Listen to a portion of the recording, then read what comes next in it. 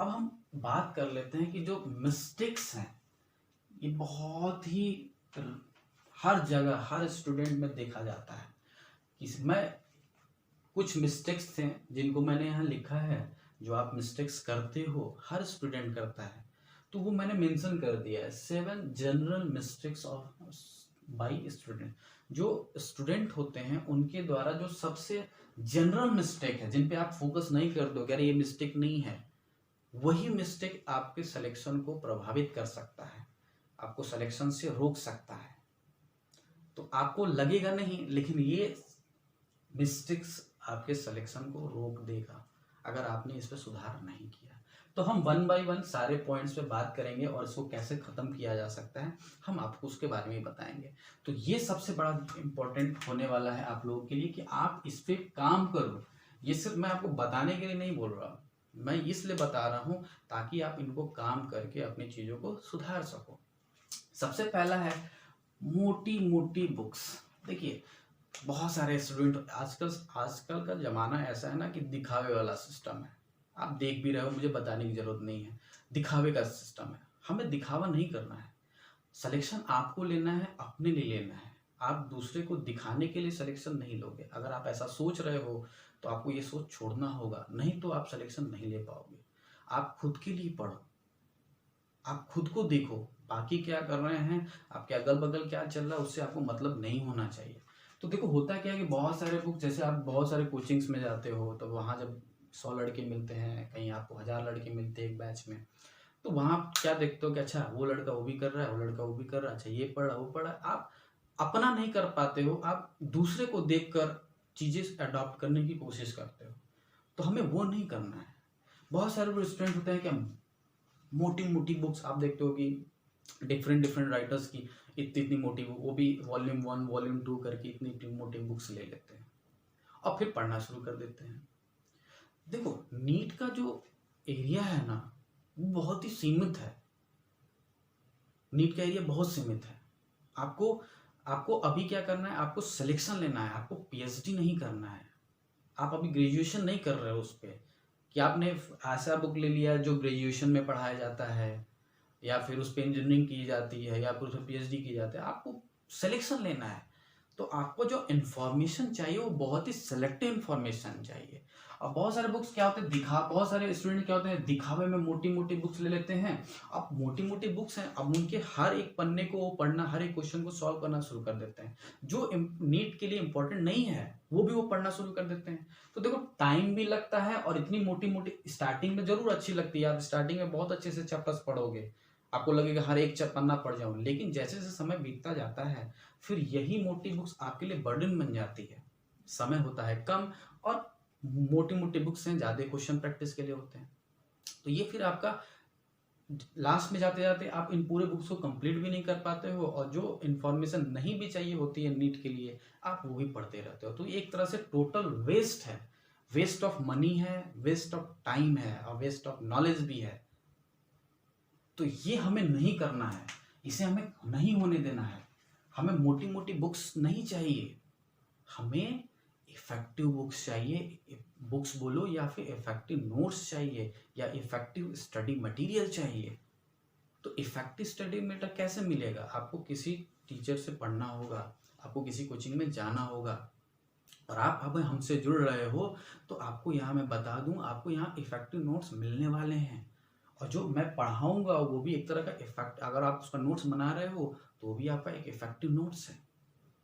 आप देखते हो बहुत सारी मोटी मोटी बुक्स में हर एक टॉपिक पे कम से कम 100-200 क्वेश्चन होते हैं। अब आप बताओ कि एक चैप्टर में कितने टॉपिक्स होंगे, बहुत सारे होंगे, 10-15। आप बताओ 10-15 पे हर पे अगर मैं 100 क्वेश्चन भी दिया है तो मतलब आप एक चैप्टर पे 1500 क्वेश्चंस लगा रहे हो, मतलब एक तरह का टोटल वेस्ट है। हमें ऐसा नहीं करना है, हमें हर चैप्टर से only 100 to 150 question he try करने हैं ओनली। हमें ज्यादा नहीं पढ़ना है, हमें उन्हीं क्वेश्चंस की ट्राई करना है जो नीट में पूछे जाते हैं।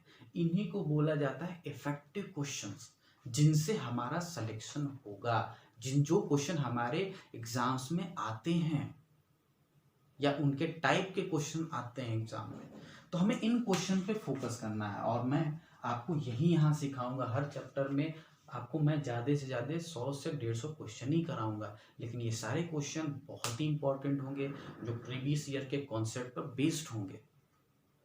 तो आपको इफेक्टिव पढ़ाई करनी है, मोटी मोटी बुक्स के चक्कर में नहीं पढ़ना है। तो ये सबसे पहला मिस्टेक जो हर बच्चा करता है, लेकिन हमें यही करने से आपको रोकना है कि आपको रोकें और आपको ये दें ताकि आप शॉर्ट में कम कुछ प्रैक्टिस में आप ज़्यादा से ज़्यादा चीज़ें गेन कर पाओ। दूसरा जो है, दूसरा सबसे इम्पोर्टेंट जो मिस्टेक होता है कि not focus on NCERT books. अरे भैया, नीट का पूरा क्राइटेरिया ही आपका एनसीईआरटी का है।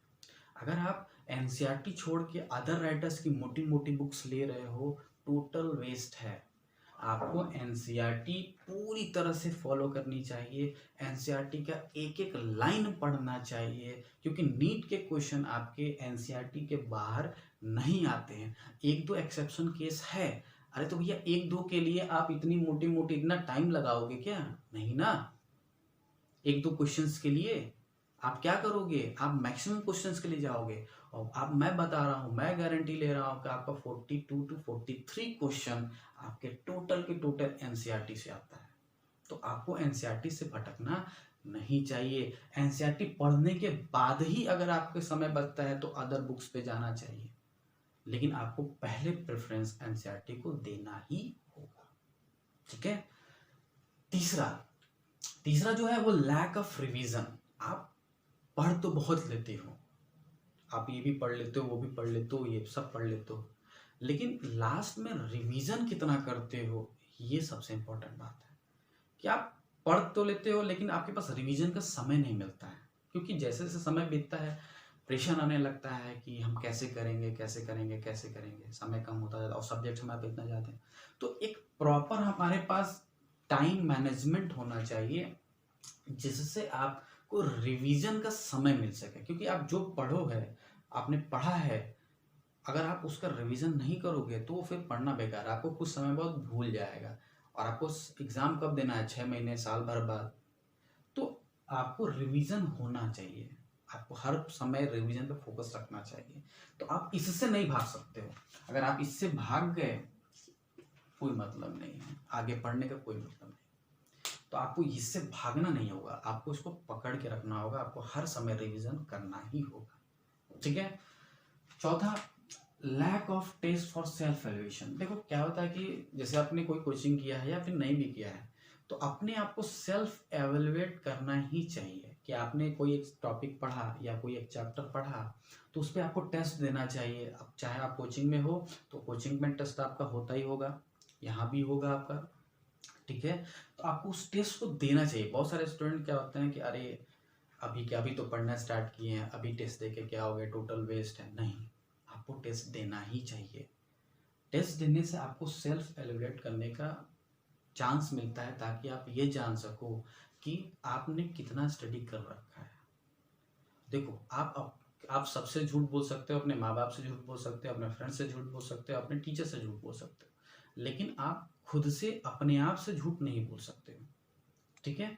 तो आपको खुद की इवैल्यूएशन के लिए ये टेस्ट होते हैं कि आप खुद को जान पाओ कि हमने कितनी मेहनत की है या हमें कितनी और मेहनत करनी होगी।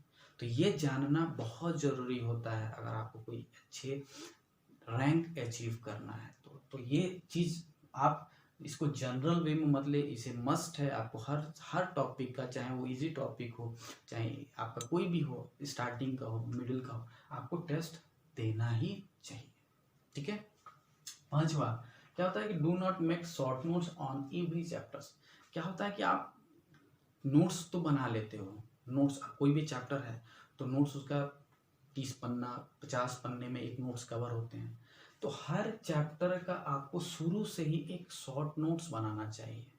शॉर्ट नोट्स का मतलब क्या है? जैसे मान लो कोई एक चैप्टर खत्म हुआ, आप उस एक चैप्टर को आप 1 से 2 पन्ने में पूरे इंपॉर्टेंट फॉर्मूलेज, इंपॉर्टेंट पॉइंट्स आपको 1 से 2 पन्ने में, जो मान लें आपने 50 पन्ने में कंप्लीट किया है, उस 50 पन्ने को आपको 1 से 2 पन्ने में कन्वर्ट करना है।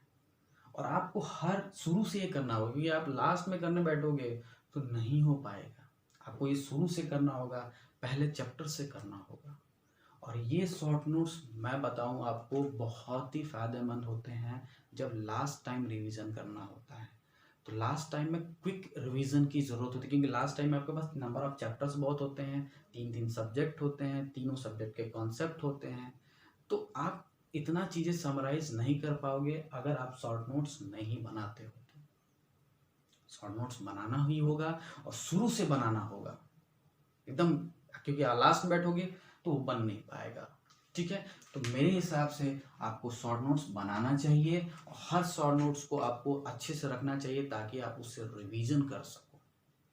ठीक है, नेक्स्ट पॉइंट क्या है, बैड स्ट्रेटजी। सबसे देखो, कोई भी काम हमें करना है या हमारा कोई भी एम है तो सबसे पहले तो हमने टारगेट फिक्स किया कि हमें नीट में स्कोर करना है, अच्छा स्कोर करना है, सिलेक्शन लेना है। अब आपने टारगेट फिक्स कर लिया तो अब उस टारगेट तक हम कैसे पहुंचेंगे, तो उसके लिए आपको एक स्ट्रैटेजी की ज़रूरत होती है। ठीक है, और अगर स्ट्रैटेजी नहीं होगी तो आप उस टारगेट तक नहीं पहुंच पाओगे। तो एक गुड स्ट्रैटेजी होनी चाहिए हमारे पास कि कैसे हम पढ़ें, जैसे कौन कौन से इंपॉर्टेंट चैप्टर्स हैं। अब कोई चैप्टर है तो उसमें भी कौन कौन से इंपॉर्टेंट कॉन्सेप्ट हैं, इन सभी का एक स्ट्रेटजी बनाना चाहिए, एक स्ट्रेटजी प्लान करना चाहिए कि हम अगर 6 महीने में इस चैप्टर से ऐसे ऐसे पढ़ेंगे ताकि हमको नीट में सिलेक्शन मिले। तो ये आपको कैसे पता चलेगा, ये आप खुद डिसाइड नहीं करोगे, ये आप टीचर अपने जो भी आपके रिगार्डिंग टीचर्स हैं उन टीचर्स की हेल्प से आप क्या करो, एक स्ट्रैटेजी तैयार करो ताकि आपको नीट में सिलेक्शन हो पाए। तो ये आपको खुद नहीं करना है, ये आपको टीचर्स की हेल्प से करना है, क्योंकि आप अभी उतने तरह से अच्छे से नहीं जानते हो कि कौन से कॉन्सेप्ट इंपॉर्टेंट है, कौन से कॉन्सेप्ट इंपॉर्टेंट नहीं है, किन पे ज़्यादा टाइम देना है या किन पे कम टाइम देने की ज़रूरत है। तो ये सारा स्ट्रेटेजी के अंदर आएगा। अगर आप स्ट्रेटेजी प्लान अच्छे से कर लो तो मेरी मानिए, आप यकीन रखिए कि आपको नीट में सिलेक्शन लेने से कोई रोक नहीं सकता है। लास्ट पॉइंट तो है, लेकिन सबसे इम्पोर्टेंट पॉइंट भी है कि आप लोग बहुत जल्दी डीमोटिवेट हो जाते हो। जैसे मान लो पहला टेस्ट अच्छा नहीं गया या दूसरा टेस्ट अच्छा नहीं गया तो तुरंत क्या आ जाता है, यार मेरे से नहीं हो पा रहा है। क्योंकि स्टार्टिंग में तो क्या होता है, बहुत ही एनर्जी होती है, बहुत ही आप मोटिवेटेड होते हो, नहीं मैं कर लूँगा। लेकिन जैसे जैसे समय बीतता जाता है तो एक फेज ऐसा भी आता है कि जहाँ आपको लगता है कि यार अब नहीं हो पाएगा मेरे से। तो बहुत ही जल्दी क्या होता है, स्टूडेंट के अंदर डीमोटिवेशन आ जाता है। देखो, सबसे घातक या कहो एक तरह से स्लो पॉइजन होता है अगर आपके पास डीमोटिवेशन आ रहा है। तो हमें किसी भी तरह कुछ भी करो ऐसा, हमें डीमोटिवेट नहीं होना है। जब तक एग्ज़ाम नहीं हो जाता तब तक आपको डीमोटिवेशन दिमाग में आना भी नहीं चाहिए।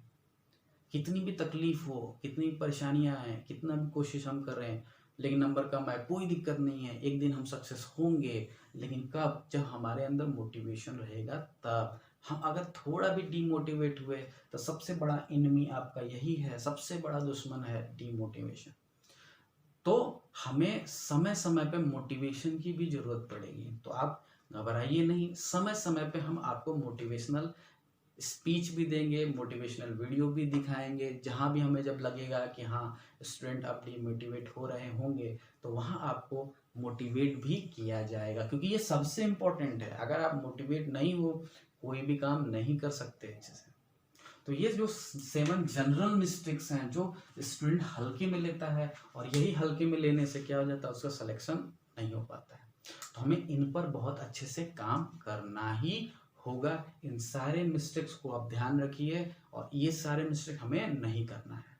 जाते जाते एक और बात मैं बता दूं, होता क्या है कि जैसे जैसे टाइम बढ़ता जाता है तो कुछ बच्चे क्या करते हैं, अपने स्लीपिंग टाइम को कम कर देते हैं, घटा देते हैं, कम कर देते हैं। देखो, ये नहीं होना देना चाहिए। स्लीपिंग टाइम आपका फिक्स है कि आपका 7 आवर्स होना ही चाहिए। कितना भी एग्ज़ाम, बड़ा एग्ज़ाम हो, कितना भी नज़दीक आ जाए एग्ज़ाम, आपको उस समय भी 7 आवर्स स्लीपिंग टाइम लेना ही है।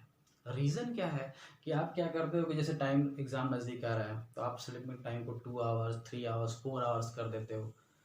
ठीक है, तो उससे क्या होता है कि 1-2 दिन तो चल जाता है, लेकिन जैसे जैसे आप ऐसा करते जाते हो तो उसके बाद आपके अंदर, शरीर के अंदर, बॉडी के अंदर लेजीनेस आ जाता है, थकावट फील होता है, माइंड आपका उस तरह से काम नहीं करता है।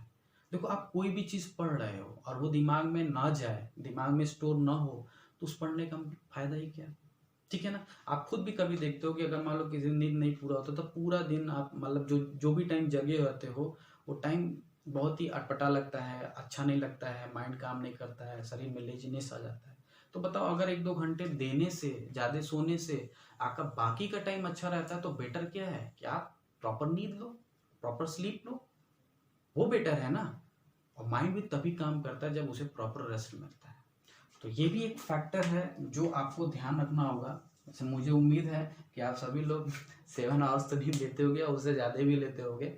बट अगर कोई स्टूडेंट कम ले रहा है तो मेरे उसको यही एडवाइस है कि आप कम से कम 7 आवर्स की तो नींद ले। ठीक है?